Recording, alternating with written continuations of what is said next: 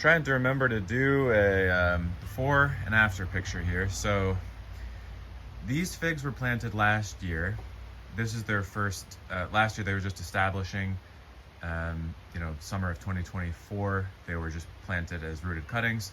This year they produce a little bit of crop, and now it's time to train them. So what I'm gonna be doing is, you can see here I've chosen 2 main stems, and these are gonna be trained down horizontal, as low as I can get them without snapping. And all the way down the row, they're gonna be like that, and weighted down to rocks, and then covered with something for the winter. And that's called a step over espalier. And that's gonna, those are gonna be the main cordons. Those are the main branches that fruiting wood will come off thereafter every year. So those will be the only branches that remain permanent. And that because they're horizontal, close to the ground, easy to throw over some, I'll probably use remay, I could use grass, whatever, just to keep them from total air exposure. They do survive decently in this tunnel, but they do experience some dieback. In fact, these fiber bananas are hardier than they are at the root zone. Anyway, so yeah, I'm gonna cut back most of everything here and mulch it down, and we'll do a before and after here. I've already taken the vines down. There was cucumbers in here, passion fruit. Those are down, and the trellis system is back up. And now we'll see some cutting and mulching. May be able to get away using some of these banana leaves over. Don't know how much that would do, because they'll dry up, but who knows. Anyway, here's the before. Let's see what happens.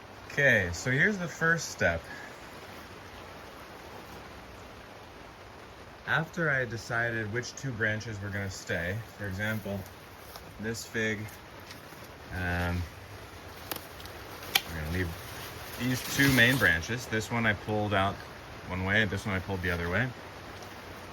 Pruning back the side branches, I'm leaving a couple buds, because these are gonna be those stubs, as well as these buds are where the new shoots are gonna come up, all up like going vertical.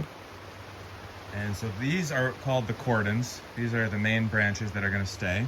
And as you can see, just lashed them together, one to the next. So there's a stem, there's a lash, stem, lash, stem, lash, all the way down. And on the other side as well, you can see the sort of arch.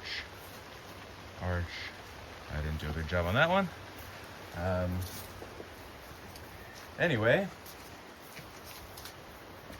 now this is the first step. Over the next couple weeks, they're gonna get used to this position, and then before I cover them for the winter, because it's not really getting super cold yet, I would have ideally done this much earlier, if you're wondering.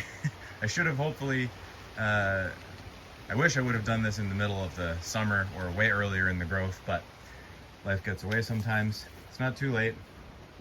So these will get used to their new positions. The stap is still running. The material is very, the branches are very pliable. So then I'll cinch them down a little bit further. Ideally, these would just be 6-8 inches off the ground, so that they'd be super easy to cover. Those ones have quite a bit to go.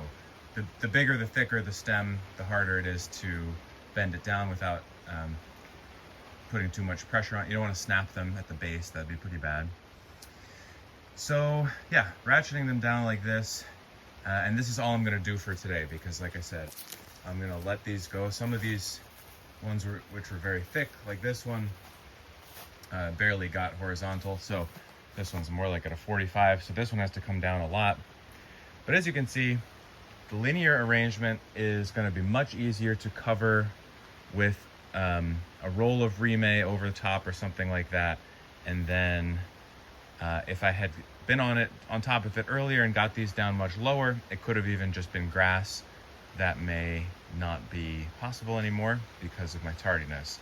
So, but it would be possible next year, because let's say you wanted to redo this.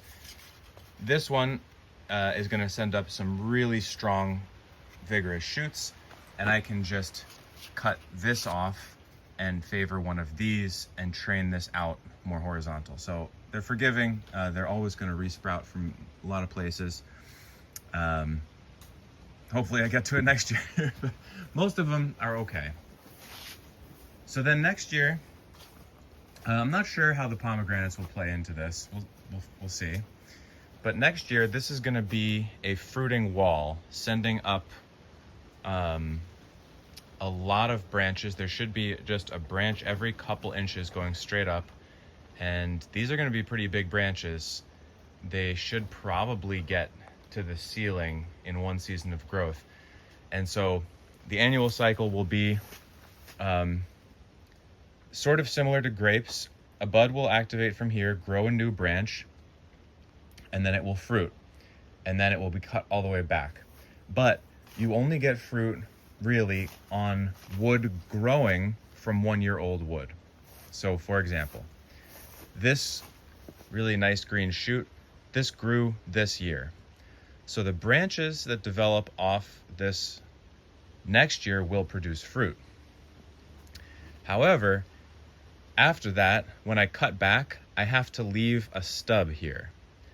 That stub is a 1 year old piece of growth, and then this will be a 2 year old piece of growth.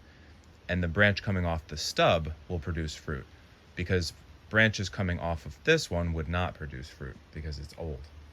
So it's similar to grapes in that you leave, and this doesn't have to be so many buds. This could be just here. So now this will produce, this will go up, produce fruit, and then I'll cut it back right here. And then that one. So you get the idea. So that will be the annual, but with these permanent and branches going up to produce fruit every year.